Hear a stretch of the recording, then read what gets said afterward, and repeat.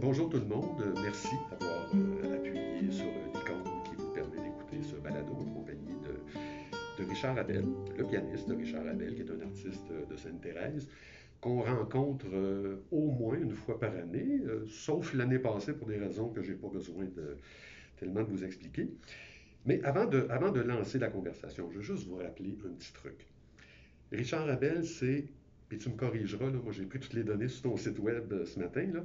Richard Abel, c'est au moins 20 albums originaux, plus des compilations, des DVD, 1 million d'albums vendus, peut-être un de plus encore aujourd'hui, des dizaines de spectacles, ici comme à l'étranger, 5 trophées Félix, une pièce qui a été écoutée 24 millions de fois sur comment on appelle ça, là? Spotify. Spotify, en 40 ans de carrière. C'est quand même un beau bilan. C'est très, très beau bilan. Ça t'arrive-tu de te pincer? Oui, effectivement. J'ai, en plus, j'ai cette capacité-là de encore m'émerveiller et encore d'apprécier ce qui m'arrive. Un jour, j'ai déjà jasé avec quelqu'un, je ne sais pas si vous vous souvenez de ça, ça fait longtemps, ça va trahir mon âge. Il s'appelait Coco Douglas. Oui. Il était dans le jet set, ça, et il me racontait un jour qu'il était blasé. Les repas dans les grands restaurants, les voyages autour du monde. Et je suis tanné de ça. Et j'avais vu que la passion et tout ça l'avait quitté. Puis il était malheureux de ça. Et je me suis dit, j'espère que ça ne m'arrivera jamais. Et j'ai comme la chance d'avoir une très belle maison. Et à chaque fois que j'entre dans ma maison, puis que je vois mon foyer, puis j'ai décoré ça de façon très chaleureuse, je devrais dire. Et, euh, et j'apprécie encore, mon Dieu, je suis content d'avoir une belle maison. Je suis content de ce qui m'arrive, d'avoir la santé. Et j'ai cette capacité-là, mon Dieu, que c'est le fun. Tu es encore passionné par ce que tu fais, toi. Toujours, Toujours. énormément. Comment tu as reçu, toi, il y a environ 1 an, le fameux réinventez-vous de la ministre de la Culture? Ben, en fait, de façon assez mitigée, parce que justement, se réinventer, d'abord, il faut savoir exactement ce que ça veut dire. Oui, Euh, Darwin nous l'a montré scientifiquement que les espèces qui ont survécu, c'est celles qui ont su s'adapter. Bon, oui. alors, je me suis dit, bon, on va s'adapter du mieux qu'on peut, mais j'ai tellement besoin de la présence du public, de ses réactions, de, de, de, des applaudissements, je les entends chanter avec moi. Puis aussi, ça dépend du genre de spectacle qu'on a, mais je pense comme les comédiens, ça prend le rire pour les stimuler. Lorsqu'ils l'ont pas se réinventer, oui, mais c'est possible, mais c'est difficile. Et je me rappelle, entre autres, je parlais des applaudissements. Claude, je me rappelle une fois d'avoir donné un concert privé pour le prince Philippe, le duc d'Édimbourg, c'est Oui, lui qui vient de décéder oui. là, récemment. Et dans le protocole, ça dit que c'est lui la vedette, c'est pas moi. Je suis le deuxième. Donc, lorsqu'on m'a présenté, puis il y avait tout un préambule là, de Your Highness, pas en anglais, pas en français, et tout ça, voici Richard Abel, les gens n'avaient pas le droit d'applaudir. Et j'ai trouvé ça d'une cruauté. Oui. Je suis arrivé sur la scène déjà avec un grand tract. Et les applaudissements nous aident à l'enlever. Oui. Ils nous disent, on est content de te voir. C'est On t'aime, l'applaudissement, ouais, on c'est ça, t'aime, c'est c'est ça. ça. On est content d'être là, puis on est content de te voir. C'est ça que ça dit, les applaudissements en entrant. Et, euh, et là, j'ai entendu mes pas sur la scène. C'est justement, on les entend. Ouais, c'est bon. Et je suis arrivé, je savais même pas si je devais saluer devant une foule qui t'applaudit pas. J'ai fait un demi-salut. Alors, tout ça pour dire que j'avais trouvé ça tellement cruel. Le reste du protocole, bon, OK, avec le prince Philippe, on ne peut pas entamer une conversation si lui ne nous a pas parlé au départ. Moi, je suis un gars qui est spontané, sympathique, et quand je vois quelqu'un, la poignée de main part, mais on n'a pas le droit de le faire avec le prince Philippe. Non, Si c'est ça. lui n'initie pas le mouvement, tu ne dois pas le faire. Bon, plein de Fait que choses, là, la là. dernière année a pratiquement été comme un concert devant le duc d'Édimbourg. Et C'est voilà. à peu près ça. C'est ça. Donc, on trouve ça dur lorsqu'il n'y a pas les applaudissements. Là, prochainement, je vais faire un gros concert virtuel Ouais. sur la plateforme qui s'appelle Live dans ton salon. Oui. Et j'ai refusé l'été passé lorsqu'on me l'a proposé parce que je me disais, bon, mes personnes âgées, est-ce qu'ils vont vouloir acheter des billets puis voir ça? Mais quand j'ai vu que Marc Hervieux, Nathalie Tanguay, Tocadéo, et plein d'artistes l'ont fait, alors ils ont répliqué, ils m'ont réinvité, puis là j'ai dit, j'ai accepté, donc je vais être là avec une dizaine de musiciens. C'est ça. Là, tu reprends le spectacle Autour du monde en musique et en chanson. C'est C'est ça qui ça. est d'abord un album que tu Mhm. avais déjà transposé sur la scène Exact. avec comme d'habitude, une grosse gang. Ben, c'est ça. Ben, j'ai mes violonistes, trompettes, saxophones, parce que quand on fait, tu l'as bien dit, Claude, c'est un voyage autour du monde en musique et en chanson. Donc, quand on arrive au Mexique, ça prend les trompettes, ça prend les mariachis. Quand je visite l'Autriche et je fais des valses viennoises, ça prend les violons. Quand je fais le groupe ABBA, genre hommage, bon, ça prend les flûtes. Et donc, il m'est difficile pour moi. Je suis pas le genre de pianiste qui peut arriver seul. C'est pas ma couleur, c'est pas moi. Ouais, Effectivement. ouais, ouais, ouais. Et là, ben, on va faire ce spectacle-là, pas de public. Alors, ça va être difficile, là. Donc, on va se réinventer, oui. Je vais essayer de m'imaginer les applaudissements dans ma tête. Puis, d'ailleurs, même les émissions de télé, ils nous mettent ils mettent un public normalement parce que c'est ça qui nous stimule. Aussi. Ah oui. Mais le Richard Abel, donc, qui aime s'entourer, qui aime être joué pour un public vivant et bruyant, nous arrive là avec deux propositions assez étonnantes. Deux albums qui sont parus en décembre. Mhm. Deux albums de berceuses Oui. pour enfants, Oui. pour bébés. Oui. Un qui s'appelle Dors bien mon ange, l'autre qui s'appelle Sur les ailes du rêve. Sur chacun des deux albums, on voit un bébé qui dort dans un lit en forme de piano. Ben, en fait, non, ils dorment dans un Il piano à dort queue. dans un piano à queue. Oui, c'est ça. Ouais, Ouais. ok, Ouais, oui, c'est c'est ça. vrai. Euh, Ça t'est venu comment, cette idée-là? Tu sais, toi, t'as un public qui est généralement un petit peu plus âgé qu'un bébé qui Mhm. dort. Exact. Euh, Comment ça t'est venu, cette idée-là? Pourquoi tu as eu envie de faire ça? Je suis ami avec, j'ai la chance d'avoir comme ami un être extraordinaire, c'est un docteur en biologie Ouais. qui s'appelle le docteur Éric Simard. C'est lui qui a les produits Vitoli qu'on voit dans les pharmacies, dans toutes les pharmacies.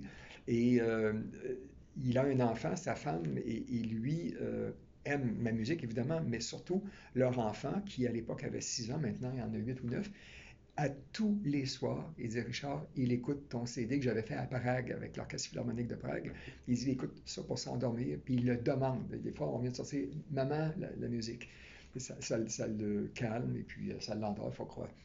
Et le docteur Simard m'a dit Richard, tu devrais faire un album de berceuse. Je te dis, je ne suis pas le seul parent qui Ouais. aimerait calmer leur enfant, surtout qu'avant de se coucher, souvent ils jouent à des jeux de vidéo, puis de ci, puis de ça, puis il faut les calmer, puis la musique. Bon.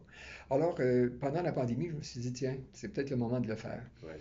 Et à ma grande surprise, ce sont plutôt les personnes âgées qui m'achètent l'album, Ouais. les deux albums, parce qu'elles souffrent d'anxiété Mhm. due à cette maudite pandémie, parce que à tous les jours, on a souvent des mauvaises nouvelles, le confinement et tout ça. Alors, est-ce qu'on va déconfiner, on déconfine pas, on reconfine, et il y a vraiment une anxiété généralisée chez la population. Ouais, ouais. Et là, les gens me disent, ça nous aide à nous calmer. Voilà. Il y a des gens qui font des casse-têtes, des mots croisés, de la lecture, de la peinture et tout ça, puis ils mettent cette musique-là qui ne dérange pas. Mhm. Et un jour, dans un téléjournal à Radio-Canada, je fais rire l'animatrice en disant mes détracteurs ont souvent dit que je faisais de la musique endormante, et bien là, je leur donne raison. Mais c'est intéressant ce que tu dis là parce que une berceuse, bon, on dit une berceuse, ça sert à endormir les enfants, mais ça sert avant tout à les calmer, à les Voilà. apaiser. Et ça peut avoir le même effet sur toutes sortes de gens à n'importe quel âge.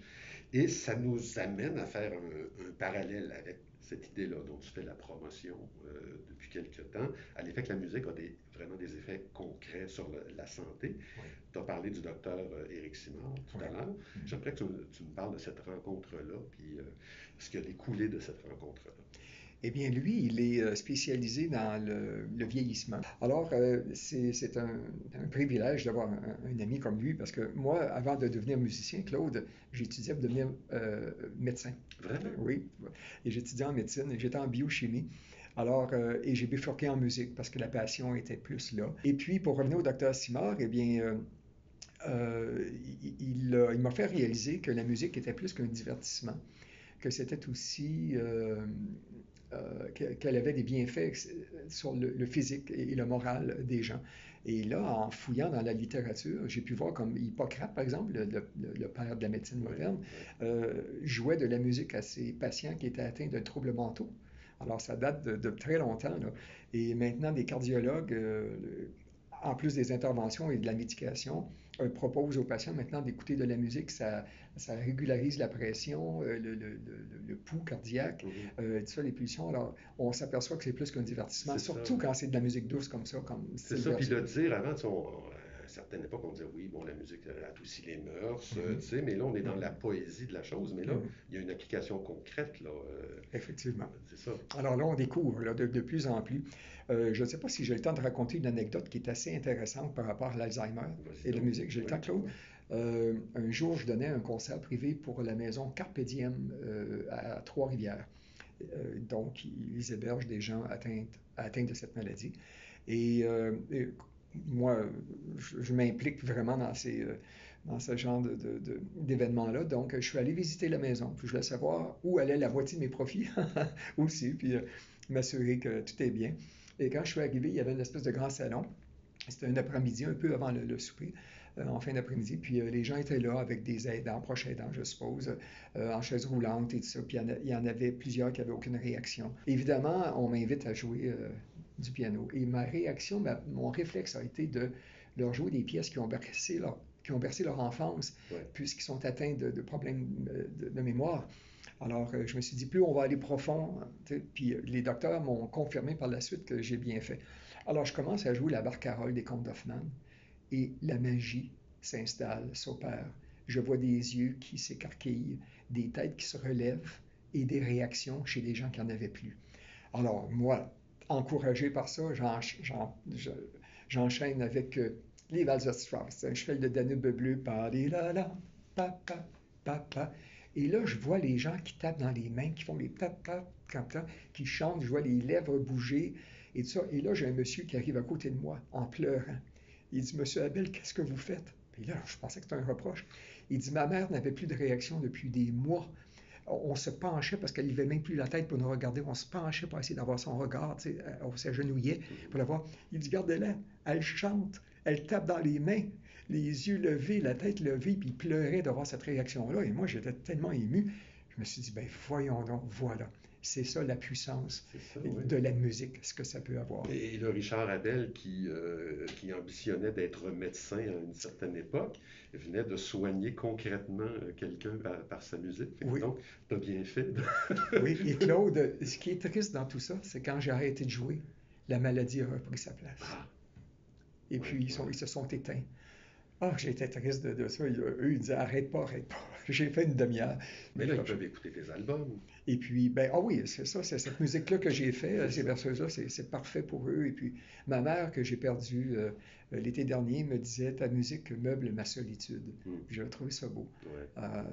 Puis c'est vrai. Et moi-même, moi, je ne suis pas narcissique, Claude, j'écoute pas ma musique. J'aimerais bien écouter mes 2 albums de berceuse parce qu'ils ont été faits spécialement pour enlever de l'anxiété et j'en ai, comme tout le monde. Mais quand j'écoute ma musique, je travaille, ben, je m'auto-critique, je m'auto-analyse. Okay. Bon, la flûte est un petit peu trop forte là, ici c'est un petit peu trop lent, l'accord il se tarde un peu. Bon, enfin, je m'analyse continuellement. Alors, les gens qui me reçoivent à souper et qui mettent ma musique me faire plaisir, j'espère, en fait, c'est correct, mais il faut que je me parle, je me dis arrête, là, puis écoute. Alors, moi j'écoute la musique des autres, André Gagnon et tout le monde, la musique classique surtout. Pour me calmer, c'est de la musique classique. Okay. Quand j'ai besoin de pep, quand je conduis, j'aime beaucoup la musique latine. La salsa, je suis allé 14 fois à Cuba, j'ai donné des concerts là-bas, j'ai fait de la télévision là-bas. Alors, tu jouais avec les musiciens là-bas? Quand je suis là-bas, non, j'étais seul au Grand Théâtre de la Havane, je l'ai fait 2 fois. Mais j'ai joué avec des musiciens cubains ici. Quand j'ai fait la Place Belle il y a quelques années, j'avais 26 musiciens, je pense, puis j'avais des musiciens cubains pour... je trouve bon, moi, les musiciens cubains, je trouve qu'ils ont une manière particulière, bien à eux, tu me diras si je me trompe. Là, au niveau du rythme, ils sont sanguins, ils sont passionnants, on sent la passion de ça. Puis c'est une musique qui nous rend de bonne humeur. Alors, quand j'ai besoin de pépé, besoin d'énergie, tout ça, mais pour me calmer, pour travailler, pour répondre à mes courriels et tout ça, je mets de la musique classique douce et puis ça fait l'affaire. Mais les berceuses, là, par curiosité, là, Quel travail ça demande, ça? Parce que bon, tu en as composé, mais tu en as adapté aussi. Est-ce que ça demande un travail particulier ou est-ce que Oui, ça demande, oui? oui. Qu'est-ce que ça demande En aujourd'hui? fait, je suis allé en studio et j'ai dû compresser les volumes, c'est-à-dire que, par exemple, j'ai des pièces que j'ai faites avec l'Orchestre Philharmonique de Prague. Quand les 56 musiciens embarquent, le volume monte et puis on appelle ça de la dynamique dans la pièce. Mais dans ce cas-ci, on ne voulait pas que le bébé se réveille au bout de la septième tonne. Alors, donc, il a fallu égaliser à outrance, je Ouais. dirais. On ne ferait pas ça pour un album ordinaire. Alors là, tous les volumes sont égaux. On ne voulait pas que les personnes âgées se réveillent lorsqu'elles viennent de s'endormir, parce que là, une pièce commence de façon, le volume augmente et tout ça. Alors, tous les volumes ont été égalisés. Certains puristes trouveraient ça quasiment un sacrilège de compresser à ce point-là. Mais Ouais. c'est dans le but de faire une berceuse. Alors, pour C'est les ça. berceuses, c'est ça. Alors, c'est le volume, ça a été le plus gros travail, c'est d'égaliser les volumes partout, puis de calculer les décibels pour que ça soit toujours égal. Puis quand tu Donc, les joues, est-ce que tu dois être dans un état particulier ou si c'est pareil, ça change pas? non, mais j'ai en tête que c'est des Ouais. berceuses et puis que c'est pour Fait que, relaxer. fait que ça va moduler ton jeu, Oui, oui, ça va exactement. changer. C'est ça, il n'y a pas d'attaque. Ouais. Lorsqu'on interprète Beethoven, par exemple, il y a vraiment des variations dans l'intensité. C'est de doux à fort. Et donc, dans le cas des berceuses, ça ne se passe pas. Mais par contre, le spectacle que je vais faire là, C'est ce que prochainement, j'allais dire, premier 2-3 mai, là, il y aura pas de non, il compression. n'y a Là, pas de presseuse, il n'y a pas de berceuse. c'est ça, on y va à fond la caisse. Je me demandais d'inviter les gens à regarder ce spectacle-là, à l'acheter Mhm. pour le visionner chez eux. Comment tu Oui. formulerais l'invitation? Eh bien, je pense que toutes les informations sont sur mon site web. Oui, Alors, puis c'est tellement facile, mon site web. C'est pas une adresse compliquée, c'est simplement mon nom.ca, oui. richardabel.ca. Alors, tout est là. Et puis, c'est bien de dire que les gens vont pouvoir voir le spectacle le 1, le 2 et le 3 mai, le nombre de fois qu'ils veulent, à l'heure qu'ils Alors qu'ils veulent. veulent. Et puis, j'ai une dame l'autre jour qui voulait bien faire. Elle a acheté 2 billets, un pour elle et un pour son mari. Non, c'est pas nécessaire. C'est un billet par ordinateur. OK. Alors, si vous êtes 3, vous êtes une bulle de 3, ben, ça vous revient. Le prix du billet est 20 $, je pense. Donc, ça vous revient quasiment à 7 $ chacun. Là. C'est vraiment pas Et cher. puis, surtout, il y a des gens qui disent je travaille le soir, je travaille le jour. Bon, voilà, on a fait ça 3 jours de temps, à l'heure que vous voulez, le nombre de fois que vous voulez. Et donc, je pense que c'est intéressant là-dessus. Et qu'est-ce qu'on te souhaite pour l'année qui vient? De retrouver le public, mon Oui. Dieu, de retrouver les amis, de pouvoir se faire des accolades de nouveau. J'ai été vacciné là, il y a presque un mois maintenant, 3 semaines. Et puis, j'espère que la vie va reprendre un semblant d'ordinaire. Ben, je te le souhaite, puis je nous le souhaite à nous aussi. Merci beaucoup, Richard Abel. Merci beaucoup, Claude.